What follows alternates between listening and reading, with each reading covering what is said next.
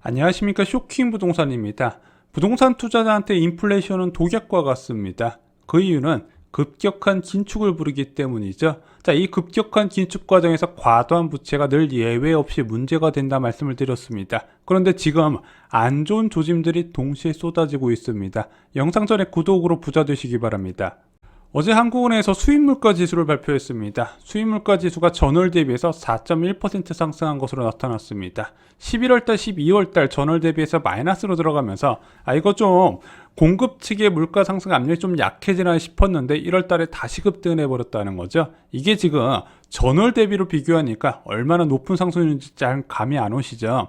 전년 동월 대비로 비교해 보시면 30.1% 급등입니다. 솔직히 이런 상황에서 물가 안정을 기대하기는 어렵다는 거죠. 어떻게 하면 수입 물가가 1년 만에 30%가 뛰냐? 저희가 물가를 볼 때 두 가지를 보라고 말씀드렸죠. 첫 번째, 국제유가, 두 번째가 환율입니다.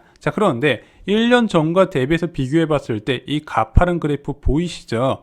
그러다 보니까 이 수입 물가가 낮아질 수가 없는 겁니다. 문제는 이 국제유가나 환율뿐만 아니라 다른 부분도 문제가 크다는 거죠. 먼저 품목을 좀 세부적으로 살펴보겠습니다.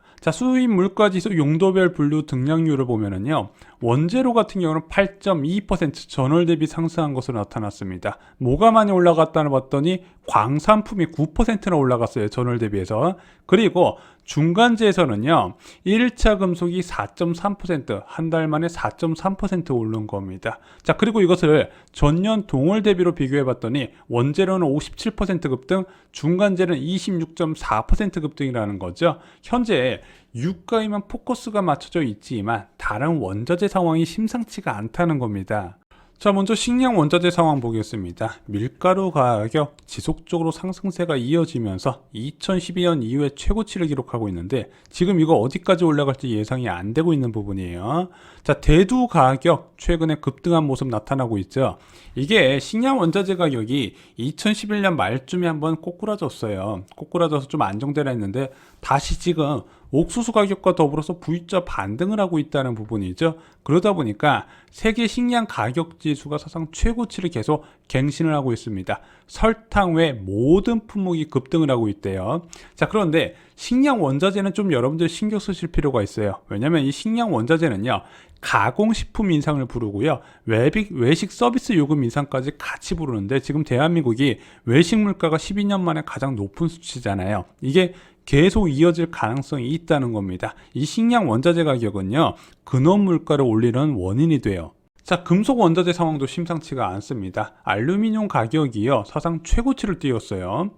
이 알루미늄 가격은 좀 기본적인 수급의 불균형이 있습니다. 먼저 중국의 친환경 정책에 공급 감소가 이루어졌어요. 게다가 전기 자동차 업체들이 성능을 높이기 위해서 이 알루미늄을 많이 쓰다 보니까 공급은 제한됐는데 수요는 증가했더라 계속해서 올라가고 있다는 부분이죠.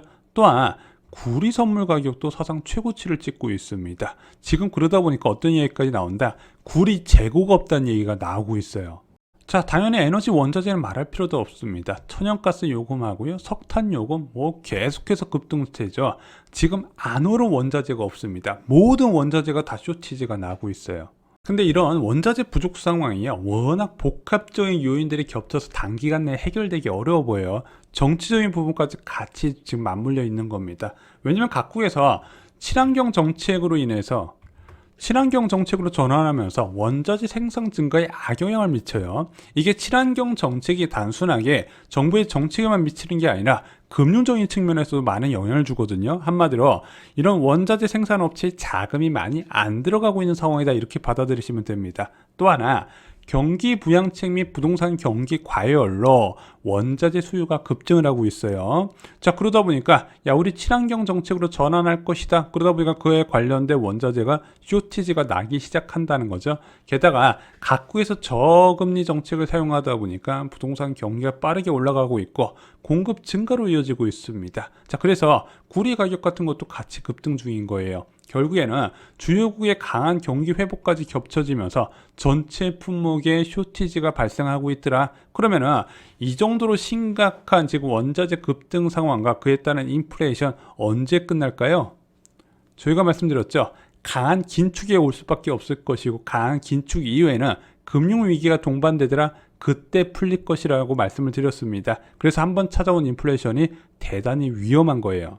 인플레이션은 위기가 와야 끝난다. 제가 지어낸 얘기가 아니라 실제 그렇습니다. 자, 한국 소비자 물가 상승률 2000년대 중반부터 살펴보면요. 중간중간에 물가 급등 상황이 좀 있었어요. 2008년에 있었고 2011년에 있었습니다. 자, 그런데 이 인플레이션은 어떻게 끝났냐? 2008년 인플레이션은요. 미국발 금융위기로 끝났고요. 2011년 인플레이션은 유럽 재정위기로 끝났습니다. 또한 2017년, 2018년에도 인플레이션 한번 좀 나올 뻔 했는데 미중 무역 전쟁으로 끝나버려요. 자, 현재 인플레이션이 다시 심각하게 일어날 조짐이 보이고 있죠. 얘는 어떤 위기로 끝날까요? 지금 한국이나 미국이나 물가 안정을 기대하기가 어려운 상황입니다. 왜냐하면 인플레이션의 시작 단계에 원자재 가격 안정이 안 되고 있잖아요.